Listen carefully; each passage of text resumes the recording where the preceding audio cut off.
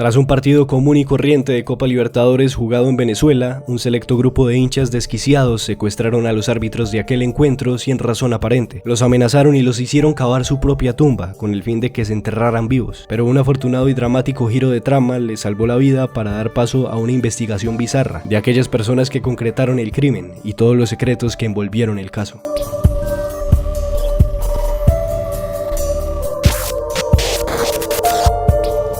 Es cierto que el fanatismo ciego por un club puede hacer estragos. La historia de repente se ha visto manchada por diferentes casos de todo tipo, en la que una desacertada canalización de un sentimiento negativo llega a que se produzcan cosas inimaginables y bastante oscuras de cometer. Pero antes de demeritar a cualquier equipo y a cualquier persona, un caso tan delicado como el presentado en Venezuela debe investigarse viendo el panorama completo y rescatando todos los pocos detalles que se encuentren de una situación tan desconocida y que se dejó empolvar porque así fue, o quizás quería que fuera. Y es que para entender esta anécdota de la manera correcta hay que procesarlo todo desde una perspectiva menos deportiva y más externa, cumpliendo con un método básico de la percepción y conclusión.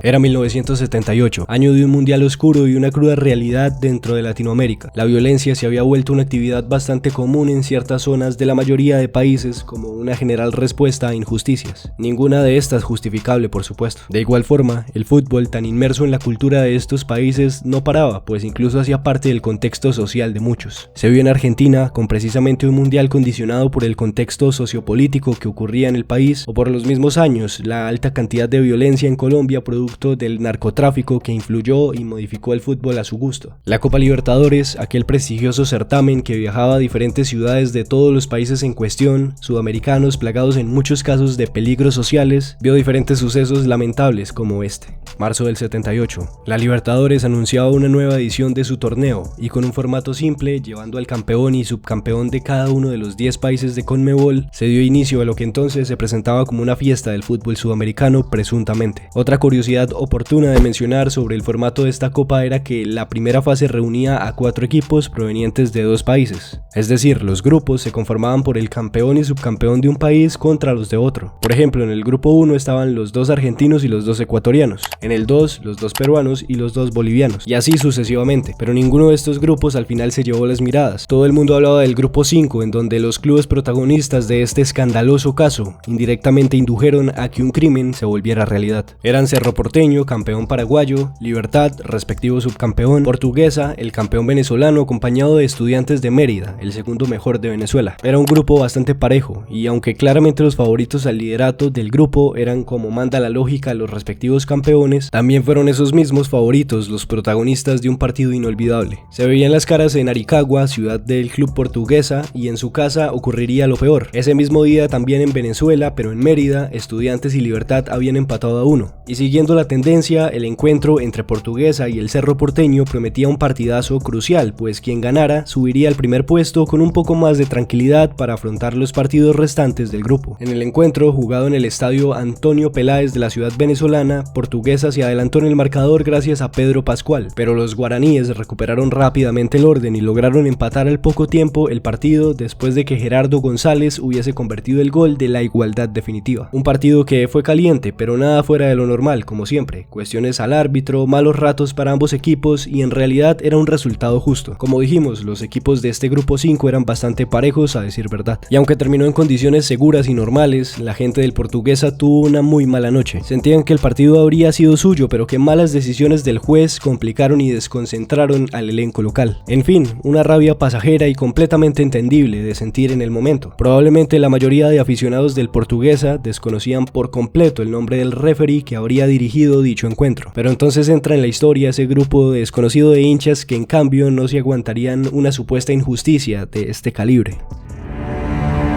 Se llamaba Orlando Sánchez, nacido en Barranquilla, Colombia. Tenía una historia y una experiencia importante para su momento, pues el juez cafetero logró alguna vez participar en torneos FIFA y ser postulado hasta para Copas del Mundo. Después de décadas dedicándose tanto al fútbol nacional como al internacional, en el 67 decidió bajarle la intensidad. Pensaba ya en su próximo retiro de las canchas. Claro que nunca pensó en su fatal destino luego de abandonar el estadio de Aricagua, esa vez. Cuando Orlando hizo sonar el pitazo final, él y sus asistentes, el venezolano Vicente Llobregat, Gat y el peruano Enrique Reboredo se ducharon, se cambiaron y salieron en un carro rumbo a Caracas para volar de regreso a sus patrias.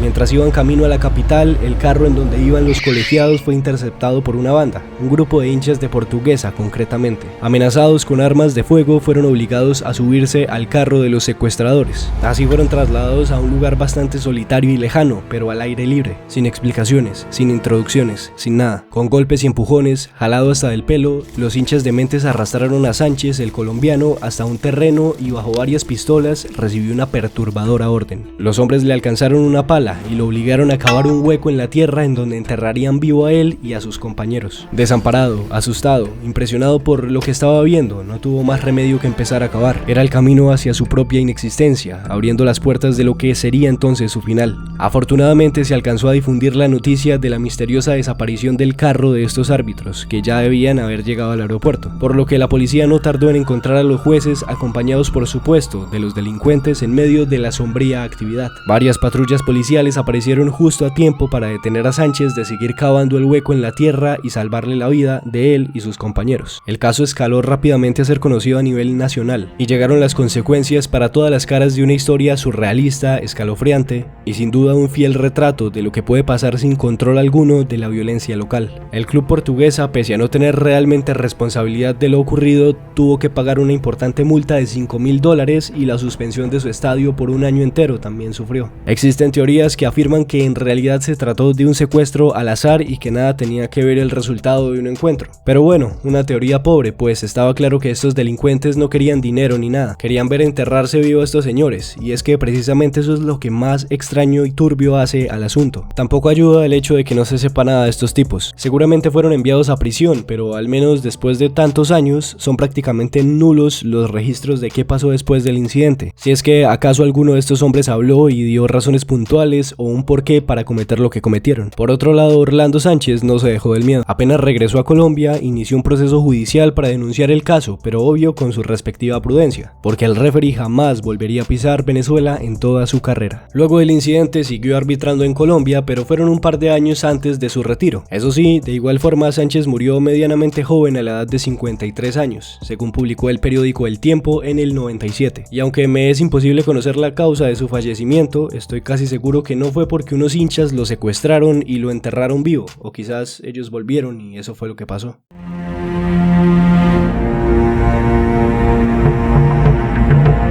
Si les gustó esta historia pueden apoyar el contenido dejando su valioso like, comentando y suscribiéndose para que no se pierdan los nuevos videos cada semana. Les cuento que esta, así como varias de las historias que ven en este canal, son en base a los libros de Luciano Wernick, un especialista en la materia y gran referente. En pantalla les dejo otras dos historias que seguramente les interesen porque son igual de insólitas que esta. Yo soy Chapas el Crack y nos vemos en la próxima.